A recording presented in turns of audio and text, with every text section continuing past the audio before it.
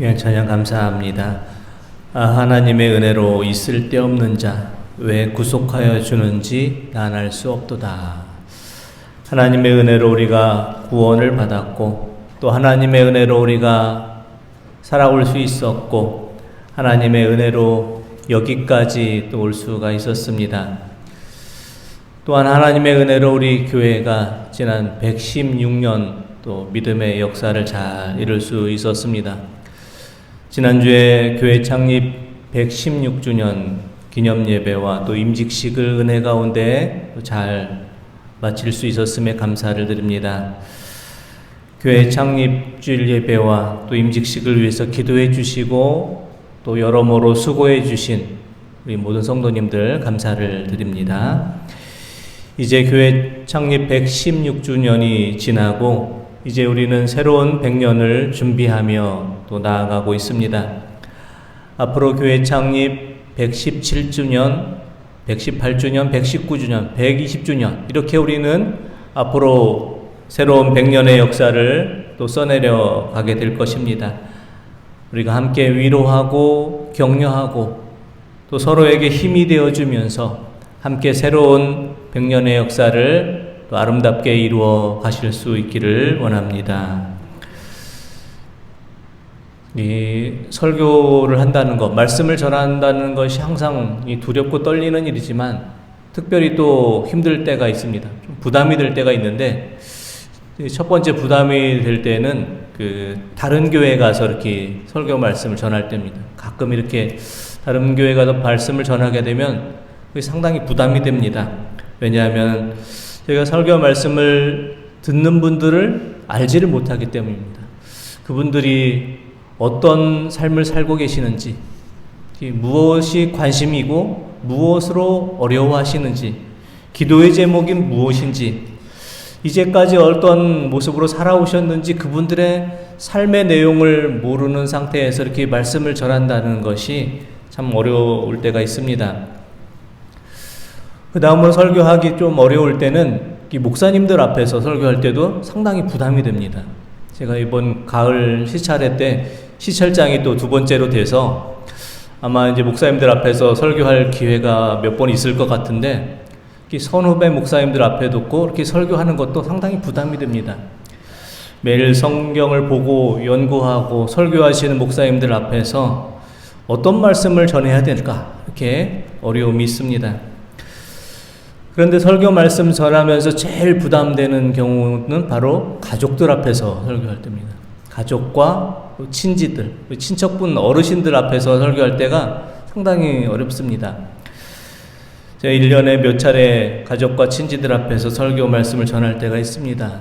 설날과 추석과 같은 또 명절이나 할머니, 할아버지 추도 예배를 드리게 되면 집안 어른들 앞에서 설교 말씀을 전할 때가 있습니다. 근데 그것이 매우 좀 부담이 됩니다. 왜냐하면 우리 집안 어른들은 제가 아주 어렸을 때부터 제가 자라나는 모습을 계속 보아왔던 분들이었기 때문에 저를 너무 잘 아는 분들이어서 그게 부담이 됩니다. 우리가 누군가를 잘 안다는 것이 편한 것이 되기도 하지만 누군가를 잘 안다는 것이 또 부담으로 다가오기도 합니다. 오늘 우리가 함께 보신 이 말씀은 예수님께서 고향의 친구들과 또 잘 아는 그 고향 사람들 앞에서 설교 말씀을 전했던 첫 설교입니다. 아마 예수님께서도 고향 사람들 앞에서 설교 말씀을 전하는 것이 다른 때보다 더 부담이 되진 않았을까 이렇게 생각을 해봅니다. 예수님께서는 고향 사람들 앞에서 설교 말씀을 전하시면서 이사야서 61장의 말씀을 읽으셨습니다. 이사야서 61장 말씀은 메시아에 대한 말씀입니다. 장차 700년 후에 메시아가 오실 것인데 메시아가 이러이러한 일들을 행하실 것이다. 메시아에 대한 예언의 말씀입니다. 예수님께서 고향 사람들 앞에서 설교하셨던 그 본문의 말씀 저희도 한번 읽어보도록 하겠습니다. 누가복음 4장 16절에서 19절 말씀 함께 보겠습니다. 예수께서 그 자라나신 곳 나사렛에 이르사 안식일에 늘 하시던 대로 회당에 들어가사 성경을 읽으려고 서심해 선지자 이사야의 글을 들이거늘 책을 펴서 이렇게 기록된 데를 찾으시니 곧 주의 성령이 내게 임하셨으니 이는 가난한 자에게 복음을 전하게 하시려고 내게 기름을 부으시고 나를 보내사 포로된 자에게 자유를 눈먼 자에게 다시 보게 함을 전파하며 눌린 자를 자유롭게 하고 주의 은혜의 해를 전파하게 하려 하심이라 하였더라. 아멘. 예수님께서는 이사야 선지자가 700년 전에 메시아에 대해서 예언한 말씀을 읽어주시면서 700년 전 이사야가 예언했던 메시아가 바로 나다. 내가 바로 그 메시아이다. 이렇게 말씀을 하십니다. 그리고 메시아가 이 땅에서 행하게 될 가난한 자에게 복음을, 포로된 자에게 자유를, 눈먼 자에게 다시 보게 함을, 눌린 자에게 자유를 선포하는 그 일을 지금 메시아로 온 내가 행하고 있다. 이렇게 말씀을 전해주셨습니다. 예수님께서 고향의 친구들과 고향 사람들 앞에서 첫 번째 말씀을 전하셨을 때 이 말씀을 들은 고향 사람들의 반응은 어떠했을까요? 제가 집안 어른들 앞에서 예배드리고 설교 말씀을 전하면 집안 어른들은 아멘, 할렐루야 이렇게 말씀하시면서 말씀 전하는 저를 격려해 주시는데 예수님의 고향 사람들은 그렇지가 않았습니다. 예수님의 고향 사람들의 반응은 이러했습니다. 누가복음 4장 22절 말씀 보겠습니다. 그들이 다 그를 증언하고 그 입으로 나오는 바 은혜로운 말을 놀랍게 여겨 이르되 이 사람이 요셉의 아들이 아니냐. 이 말씀을 공동번역 성경으로 한번 보겠습니다. 사람들은 모두 예수를 칭찬하였고 그가 하신 은총의 말씀에 탐복하며 저 사람은 요셉의 아들이 아닌가 하고 수군거렸다. 아멘. 예수님께서 세상에서 이사야서의 말씀을 선포하실 때 말씀을 듣고 처음의 반응은 좋았습니다. 예수님을 칭찬하고 예수님의 말씀에 은혜도 받았지만 동시에 예수님의 말씀을 놀랍게 여깁니다. 은혜로 받고 놀랍게 여기고 또 그들은 예수님에 대해서 수군거리기를 시작했습니다. 은혜로 여기고 놀랍게 여기고 수군거리는 이 동사가 동시동작으로 이루어졌습니다. 예수님의 말씀 은혜로 여겼지만 동시에 수군거리면서 놀라워했습니다. 놀랍다라는 이 뜻의 원어상의 의미는 정신을 잃다, 공황 상태에 빠지다, 충격에 빠지다 이런 뜻입니다. 놀랍다라는 의미가 좋은 뜻이 아닙니다. 또는 충격에 빠졌다라는 것입니다. 예수님께서 전하신 말씀을 은혜의 말씀으로 여겼지만 그것을 놀라운 것으로 여기면서 정신적인 충격을 받았고 그래서 서로 수군거리고 있습니다. 고향 사람들이 수군거렸던 그 말은 무엇입니까? 바로 이 말입니다. 이 사람이 바로 요셉의 아들이 아니었느냐 이 말을 하면서 수군거렸을 것입니다. 지금 메시아라고 전하고 있는 이 사람이 바로 우리가 잘 알고 있는 요셉의 아들이 아니냐 이 말씀입니다. 지금 자신이 이사야가 예언한 메시아라고 말하고 있지만 이 예수는 우리가 잘 아는 목수의 아들, 가난한 목수의 아들 요셉이 아니더냐. 우리가 어려서부터 잘 알고 있는 가난한 목수 요셉의 아들이 어떻게 메시아가 될 수 있겠느냐. 이런 말씀이 내포되어 있는 의미의 말입니다. 예수님에 대해서 너무나 잘 알고 있었던 예수님의 고향 사람들은 예수님을 메시아로 인정할 수도 없고 받아들이지도 못했습니다. 그래서 예수님이 전하시는 말씀을 은혜로운 말씀으로 여겼지만 놀라움과 충격에 빠지게 되었습니다. 그런데 예수님에 대한 그 소식은 이미 고향 사람들도 들었을 것입니다. 나사렛에 오시기 전에 갈릴리 지역에서 많은 사람들에게 또 놀라운 또 복음 사역을 행하셨기 때문입니다. 나사렛과 갈릴리의 거리는 한 30km 정도 떨어졌습니다. 청안에서 청주까지의 거리. 예수님께서 갈릴리에서 복음을 전하시던 그 소문이 나사렛 사람들에게도 다 들렸을 것입니다. 병든 자를 고치시고 죽은 자를 살리시고 말씀을 전할 때 수많은 사람들이 몰려들고 예수님을 메시아로 떠받들고 칭송하던 그 소문이 그들에게도 잘 들렸을 것입니다. 하지만 그들의 생각 속에서는 예수님은 여전히 가난한 목수의 아들 요셉의 아들에 불과했습니다. 그래서 예수님께서 전하시는 말씀을 듣고 놀라움과 충격에 빠지게 된 것입니다. 그들이 과거에 보았던 예수님의 모습이 지금 현재 놀라운 일을 행하시는 예수님을 인정하지도 받아들이지 못하도록 과거에 예수님을 알던 모습이 현재의 예수님을 받아들이고 인정하지 못하는 것으로 가로막고 방해하고 있는 것입니다.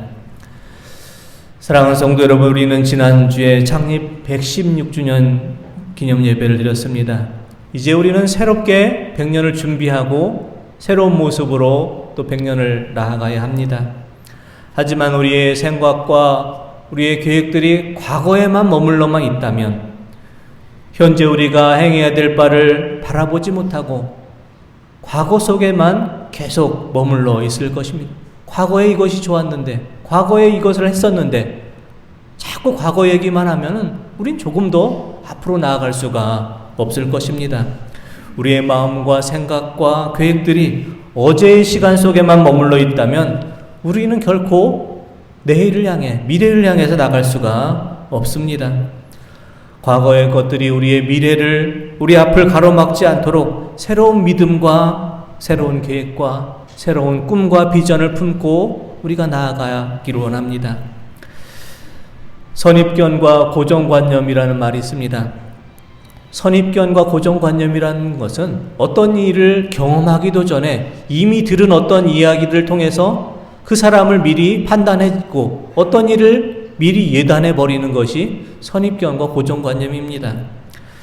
그 사람의 태어난 출신 지역이 어디인가, 그 사람이 어느 정도 배웠는가, 그 사람에게 물질, 부자인가 가난한가, 그 사람이 어떤 가문 출신인가, 이런 것들 주변 배경, 환경을 통해서 그 사람에 대한 선입견과 고정관념으로 그 사람을 완전히 판단해 버립니다. 어떤 사람에 대해서 알기도 전에 그 사람에 대한 결론을 내려버리는 것이 바로 고정관념과 선입견입니다. 우리가 고정관념과 선입견으로 사람을 바라보고 세상을 바라보다 보니까 우리의 믿음도, 하나님도 우리가 선입견과 고정관념으로 바라볼 때가 있습니다. 내가 생각하는 대로, 또 내가 믿는 대로 하나님은 이런 분이다, 이렇게 정의해 버립니다. 그래서 하나님에 대한 잘못된 오해를 하기도 합니다. 믿음이란 무엇입니까? 믿음이란 이렇게 하나님에 대한 우리의 잘못된 오해들을 우리가 벗어나서 하나님을 온전한 모습으로 바라보고 모든 것을 하나님의 뜻과 시각으로 바라보고 이해할 수 있는 그런 단계까지 이르는 것이 우리가 온전한 믿음을 소유하는 것입니다. 믿음이란 내 생각에 하나님을 맞추는 것이 아니라 하나님께 나를 맞추어 가는 것입니다. 하나님을 나에게 맞추는 것이 아니라 내가 맞추어 가는 것입니다. 믿음이란 하나님의 말씀으로 날마다 나를 다듬어 가는 것입니다. 나의 잘못된 모습, 옳지 않은 것을 계속 고집하고 있는 것이 아니라 날마다 변화되어서 새롭게 바꾸어 가는 것입니다. 그래서 하나님의 사람은 항상 그 자리에 머물러 있지 않고 언제나 말씀으로 새롭게 변화됩니다. 어제의 내가 다르고 오늘의 내가 다르고 내일의 내가 또 다른 것입니다. 옛것은 지나고 새 사람이 되게 됩니다. 이사야서 43장 18절 19절 말씀에 보면 이런 말씀이 있습니다. 너희는 이전 일을 기억하지 말고 옛날 일을 생각하지 말라. 보라, 내가 새 일을 행하리니 이제 나타낼 것이라. 하나님께서 우리에게 새 일을 나타내기 위해서 우리에게 하신 말씀은 이전 일을 생각하지 말고 옛적 일에 자꾸 머물러 있지 말라. 그래야 새롭게 일을 하시는, 새 일을 행하시는 하나님을 우리가 만날 수 있기 때문입니다. 새로운 100년의 역사를 준비하며 옛 생각, 옛 습관, 이제까지 내가 행했던 모든 것이, 내가 과거에 했던 것이 모두 다 옳았던 것이다. 앞으로도 그렇게 되어야 된다는 생각들을 내려놓기를 원합니다. 새 마음과 새 믿음, 새로운 꿈과 비전으로 변화되어서 우리가 앞으로 나아갈 수 있기를 원합니다. 지난주 교회 창립 116주년 예배를 드리고 이제 우리는 새로운 100년을 준비해야 될 때가 있습니다. 새로운 100년을 책임져야 될 사명이 우리에게 주어졌습니다. 우리 교회가 언제나 그 자리에 정체되어 있는 것이 아니라 계속해서 변화되고 새로운 것을 받아들이고 새로운 모습으로 나아가기로 합니다. 물론 새 것이 다 좋은 것이고 다 옳은 것은 아닙니다. 옛 것이 더 좋은 것도 많이 있습니다. 그러므로 옛 것의 바탕 위에, 옛 전통의 기초 위에 새로운 것을 받아들이고 새 일을 행하신 하나님의 이끄심을 따라가야 합니다. 우리는 무의식적으로 익숙한 것은 다 옳은 것이다, 내가 익숙하지 않은 낯선 것은 틀린 것이다, 이렇게 정의하는 그런 오류를 범할 때가 많이 있습니다. 그래서 내게 낯선 것은 틀린 것이다, 이렇게 말하기도 합니다. 낯설은 것은 틀린 것이다. 하지만 내게 낯설은 것은 틀린 것이 아니라 지금은 낯설지만 자꾸 시도해보면 그것이 내게 낯선 것에서 익숙한 것이 되고 낯선 것들을 익숙한 것으로 바꾸어 갈 때 새로운 역사가 이루어지게 되는 것입니다. 이제 창립 116주년이 지나고 우리는 새롭게 100년의 역사를 준비해야 됩니다. 앞으로 우리가 경험하지 못했던 낯선 시간들이 주어질 것이고 낯선 환경과 상황들이 주어질 것입니다. 하지만 분명한 것은 이제까지 은혜로 이끄신 하나님께서 여전히 우리와 늘 함께 하실 것이라는 사실입니다. 하나님께서 우리와 함께 하시고 하나님께서 우리를 도와주시고 하나님께서 이끄심을 통해서 새로운 100년의 역사를 우리가 함께 써내려 가실 수 있기를 원합니다. 새로운 믿음과 새로운 결단과 다짐으로 새롭게 이루시는 하나님의 역사를 우리가 함께 위로해주고 격려해주고 서로 힘이 되어주면서 하나님의 역사를 아름답게 써내려가는 우리 모든 성도님들 되시기를 원합니다. 기도드리겠습니다. 하나님 아버지, 창립 116전이 아닌 창립주일이 지나고 이제 저희에게 새로운 100년의 역사를 준비해야 될 그 사명이 주어졌습니다. 이제 저희가 새로운 믿음의 역사를 이루어 갈 수 있기를 원합니다. 옛것의 바탕 위에, 옛 전통의 기초 위에 새로운 일을 이루시는 하나님의 이끄심을 따라가기를 원합니다.